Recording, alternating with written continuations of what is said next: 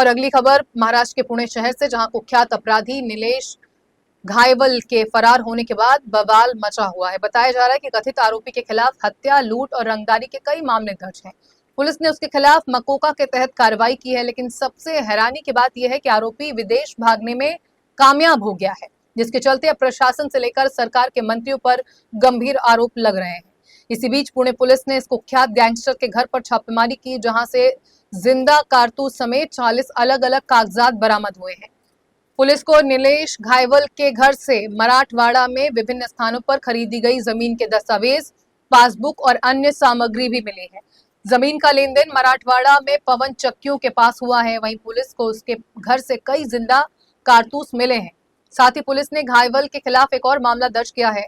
घायवल कुछ वर्षों तक बस्तान नगर, बीड और धाराशिव जिले में रहा, जहां उसने पवन चक्की कंपनियों के मालिकों को धमकाकर बहुत पैसा कमाया था। कहा जा रहा है कि इसके लिए उसे इलाके के राजनीतिक नेताओं का समर्थन प्राप्त था।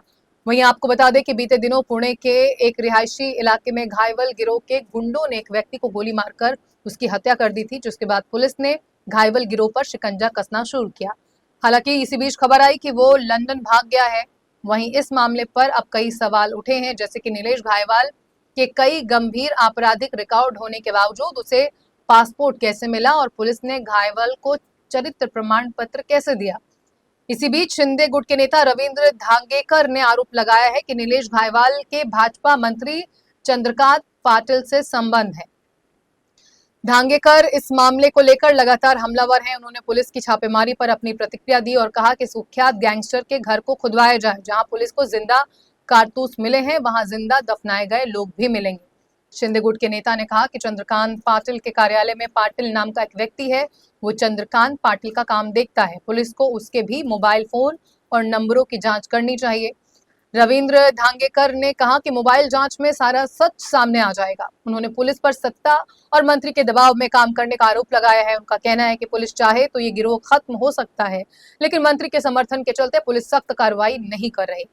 शिवसेना नेता ने कहा कि अपराधी को रोकने के लिए उनकी जांच भी जरूरी है, जिनका इस पर नियंत्रण है, और उन्होंने इस गिरोह को बढ़ाया है। फिलहाल इस मामले को लेकर पुणे में सियासत गरमाई हुई है।